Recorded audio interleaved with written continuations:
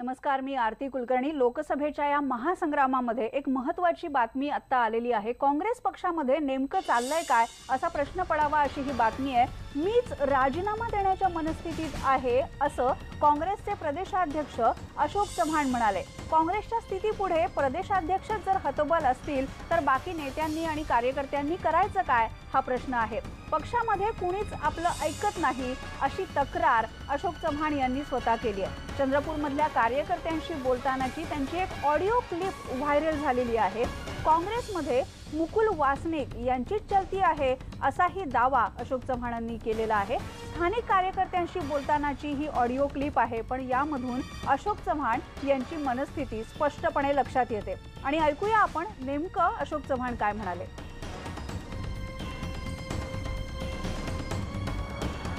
Good morning sir. हो बोलतोय। चंद्रपूरवरून बोलून राहिलो सर, राजूरकर। हा बोला सर, विनायक बांगडेला तिकीट झाली सर जाहीर। काय सर आपला कॅन्डिडेट शुअर आहे ना सर? महाराष्ट्रामध्ये अशी एकही जागा नाही सर, चंद्रपूरमध्ये शुअर आहे ना सर? अहो तुम्ही जे म्हणताय तिकडे मुकुल वासनिकांशी बोलून घ्या, माझ्याकडून पूर्ण समर्थन आहे, पण काही इथल्या लोकांना साहेब समजत नाही। साहेब आम्ही पूर्ण साहेब मी म्हणून नाही सर, विनायक बांगडे बरोबर आहे। दीपक मी तुमच्या बरोबर आहे या सगळ्या विषयामध्ये, समजून घ्या। मुकुल वासनिक काहीच नाही सर, तुमच्या पुढे काहीच नाही सर, तुम्ही पूर्ण महाराष्ट्र सांभाळता सर।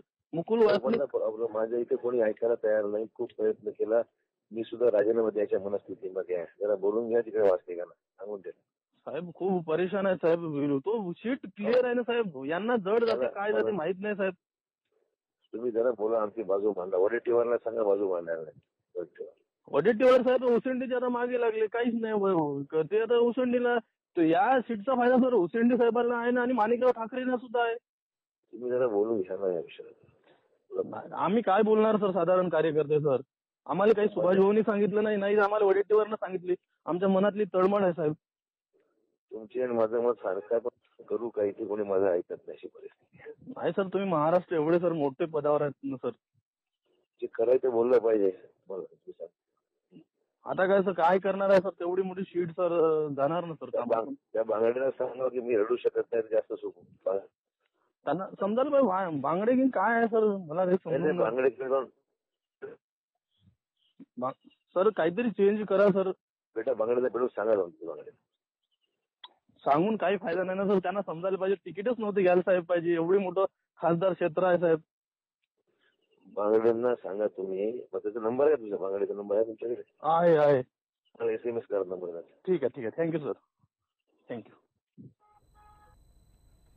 आपण बघतोय चंद्रपूरच्या एका उमेदवारीवरून हे संभाषण सुरू आहे आणि यामध्ये अशोक चव्हाण स्पष्टपणे म्हणतात की माझं पक्षामध्ये कुणी ऐकत नाही, मीच राजीनामा देण्याच्या मनस्थितीमध्ये आहे आणि मुकुल वासनिक यांचीच काँग्रेसमध्ये चलती आहे, मी काय करणार, जे काही असेल ते तुम्ही त्या नेतृत्वाच्या कानावर घाला असं अशोक चव्हाण एका कार्यकर्त्यांना सांगतायत। आपण पाहिलं अशोक चव्हाण हे महाराष्ट्राचे माजी मुख्यमंत्री, काँग्रेसचे बडे नेते, नरेंद्र मोदींच्या लाटेतही ज्यांनी काँग्रेसला विजय मिळवून दिला नांदेडमध्ये असे मातब्बर नेते, पण आता काँग्रेसमध्ये गटातटाचं राजकारण सुरू झालेलं आहे। आता जो पराभव समोर दिसतोय त्याच्यामुळे ही मनस्थिती काँग्रेस नेत्यांची झाली आहे का असाही प्रश्न पडतोय। आपण अशोक चव्हाणांची यावरची प्रतिक्रिया जाणून घेणार आहोत, पण आधी आपण जाऊया आमचे प्रतिनिधी प्रफुल्ल साळुंके यांच्याकडे। प्रफुल्ल, अशोक चव्हाण यांची ही ऑडिओ क्लिप आहे आणि कार्यकर्त्याशी बोलताना अशोक चव्हाण स्पष्टपणे कबुली देतात, नेमकं काँग्रेसमध्ये चाललंय काय? आरती, अशोक चव्हाण हे काँग्रेसचे राज्याचे प्रदेशाध्यक्ष आहेत। या सगळ्या जर गोष्टी आपण पाहिल्या तर तिकीट वाटप असेल, तिकिटाचे उमेदवार कोण असेल या संदर्भात राज्यानं एक आढावा जो आहे तो केंद्राला दिला गेला पाहिजे आणि त्या संदर्भातली चर्चा बैठका झाल्यात आणि प्रत्येक मतदारसंघामध्ये 2-2, 3-3 नावं जी आहेत ती केंद्राकडे पाठवण्यात आली। पण चंद्रपूरमध्ये जी नावं समोर या ठिकाणी आली आहेत त्यावरनं कुठेतरी अशोक चव्हाण नाराज झाल्याचं या ऑडिओ क्लिपमध्ये स्पष्टपणे दिसतंय। जर आपण पाहिलं विदर्भामध्ये मुकुल वासनिक जे काँग्रेसचे बडे नेते आहेत यांचंच कुठेतरी ऐकलं गेलंय अशी हतबलता जी आहे ती काँग्रेसचे प्रदेशाध्यक्ष अशोक चव्हाण यांनी या ठिकाणी व्यक्त केलेली आहे। बरोबर आहे प्रफुल्ल, आपण तुझ्याकडे मी पुन्हा एकदा येणार आहे, पण या ऑडिओ क्लिपवर अशोक चव्हाणांची प्रतिक्रिया आली, आपण तीही आधी ऐकूया।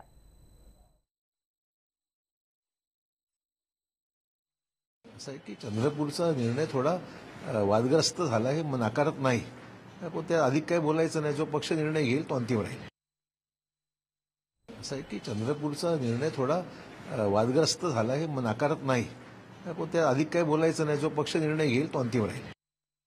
आपण ऐकलं अशोक चव्हाण काय म्हणाले. पुन्हा एकदा आपण प्रफुल्लकडे जाऊया. प्रफुल्ल, चंद्रपूरचा जो काही निर्णय झालाय तो थोडासा वादग्रस्त आहे असं अशोक चव्हाण म्हणतायत, पण चंद्रपूरच्या उमेदवारीच्या निमित्तानं अशोक चव्हाण या ऑडिओ क्लिपमध्ये जे बोलतायत ते जास्त गंभीर आहे. मी राजीनामा देण्याच्या मनस्थितीत आहे असं काँग्रेसचा प्रदेशाध्यक्ष जेव्हा म्हणतो तेव्हा काँग्रेस पक्षाचीच एकूण स्थिती काय आहे याबद्दल प्रश्न पडतात. आपण तू जसं सांगत होतास तसं मुकुल वासनिक यांची पक्षामध्ये चलती आहे अशी ही अशोक चव्हाण यांची तक्रार आहे. त्याच्यात किती तथ्य आहे?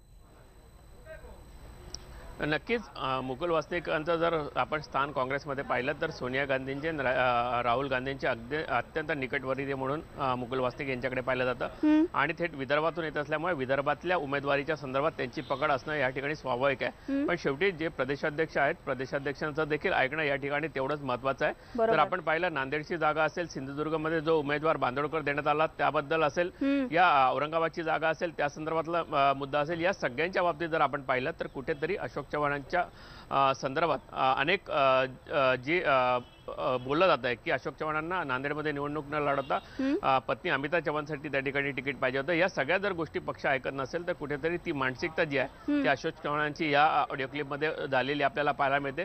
मी पक्षाला ज्या गोष्टी सांगतोय त्या गोष्टी या ठिकाणी होताना दिसत नाही. कारण अशोक चव्हाणांनी विजय वडेट्टीवारांनी बाळू धानोरकर जो शिवसेनेचा आमदार आहे त्याला शिवसेनेचा राजीनामा देऊन पक्षात आणण्यासाठी प्रयत्न केलेत. बाळू धानोरकरांनी राजीनामा दिला पण त्यांना तिकीट या ठिकाणी मिळू शकलं नाही. ही देखील हतबलता कुठेतरी अशोक चव्हाणांची या संपूर्ण ऑडिओ क्लिपमध्ये दिसून येते. आणि सगळ्यात महत्त्वाचं म्हणजे ऐन निवडणुकीत जर सेनापती जर अशा पद्धतीने हतबल झाला असेल तर सैन्य कुठे जाणार हा येत्या काळातच दिसून येणार आहे. बरोबर आहे प्रफुल्ल, तू जसा उल्लेख केलास की रत्नागिरीमध्ये नवीनचंद्र बांदिवडेकर यांना उमेदवारी देण्यावरून सुद्धा वाद झाला. अशोक चव्हाण यांना त्याबद्दल योग्य निर्णय घेऊ असं ट्विट सुद्धा करावं लागलेलं आहे. यानंतर बातमी बघूया आपण भाजपचे राष्ट्रीय अध्यक्ष अमित शहा यांच्या पत्रकार परिषदेची. पाकिस्तानवरच्या एअर स्ट्राईक आणि शहीद जवानांच्या बद्दल काँग्रेस नेते सॅम पिट्रोडा यांनी केलेल्या वादग्रस्त विधानासाठी राहुल गांधींनी माफी मागावी अशी मागणी अमित शहांनी केली आहे. नवी दिल्लीमध्ये त्यांनी यासाठी खास पत्रकार परिषद घेतली. एअर स्ट्राईक करून नाही तर चर्चेनं प्रश्न सुटतील हे राहुलना मान्य आहे का? असे हल्ले होणं आता नेहमीचं झालंय. ही काँग्रेस पक्षाची भूमिका आहे का हे राहुल यांनी स्पष्ट करावं असंही अमित शहा म्हणाले. मैं आज कांग्रेस अध्यक्ष से ये भी मांग करता हूं कि आप श्री श्याम पित्रोड़ा के बयान के बारे में देश की जनता से माफी मांगिए, शहीदों के परिवार से माफी मांगिए और सेना के जवानों से माफी मांगिए, क्योंकि बयान से किनारा करने से कोई हल नहीं निकलते हैं. देश की जनता आपका किनारा करने की राजनीति को समझ चुकी है. इन निजी बयान के लिए मेरा प्रेस कॉन्फ्रेंस है, इसमें कुछ निजी नहीं होता है. राजनीति के अंदर क्या निजी होता है? वो आपके पदाधिकारी बने हुए हैं, आपके घोषणा पत्र बनाने वाले हैं. क्या घोषणा पत्र में आप आतंकवाद को डील करने के लिए यही थ्योरी को अपनाने वाले हो? निजी क्या होता है राजनीति में? जब 6 अक्टूबर 2016 को शायद यूपी में कांग्रेस अध्यक्ष ने एक बयान दिया था कि आप खून की दलाली करते हो, उस वक्त सर्जिकल स्ट्राइक हुई थी.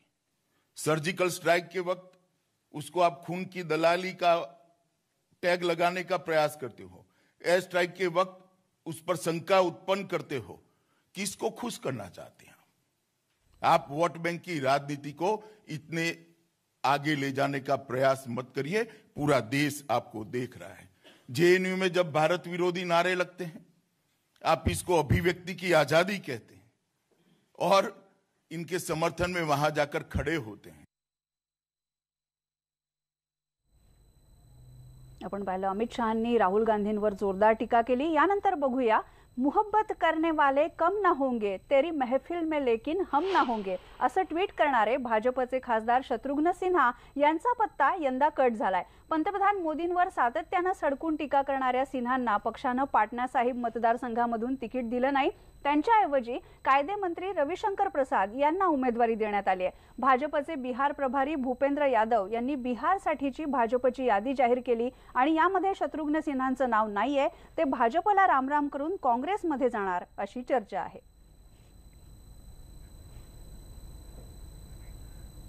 आणि यानंतर बघूया, राज्यभरामध्ये तिथीप्रमाणे मोठ्या जल्लोषात शिवजयंती साजरी करण्यात येते. यावेळी मुंबईमध्ये छत्रपती शिवाजी महाराज आंतरराष्ट्रीय विमानतळ परिसरामध्ये छत्रपती शिवाजी महाराजांच्या भव्य पुतळ्याला मानवंदना देणारा मोठा कार्यक्रम आयोजित करण्यात आलेला होता. शिवसेनेचे पक्षप्रमुख उद्धव ठाकरे आणि युवा सेना प्रमुख आदित्य ठाकरे या शिवजन्मोत्सव कार्यक्रमाला उपस्थित होते. यावेळी शिवसेनेचे पक्षप्रमुख उद्धव ठाकरेंनी यावर्षीची शिवजयंती अनोखी आहे असं म्हटलं. दरम्यान महाराष्ट्रामध्ये उद्यापासून प्रचाराला सुरुवात होणार आहे. आज जो योग आलाय त्यामुळे आजपासूनच प्रचाराची सुरुवात झाली असंही ते म्हणाले. यावर्षीची शिवजयंती अनोखी आहे. याचं कारण उद्यापासून आपल्या प्रचाराचा शुभारंभ होतोय. कोल्हापुरामध्ये महालक्ष्मीचा आशीर्वाद घेऊन आपण शुभारंभ करणार आहोत. पण आज मी माझं भाग्य समजतो, हा एक वेगळा योगायोग आहे. मी तर म्हणेन आजपासूनच प्रचाराचा शुभारंभ शिवरायाचे आशीर्वाद घेऊन आपण त्याची सुरुवात केलेली आहे.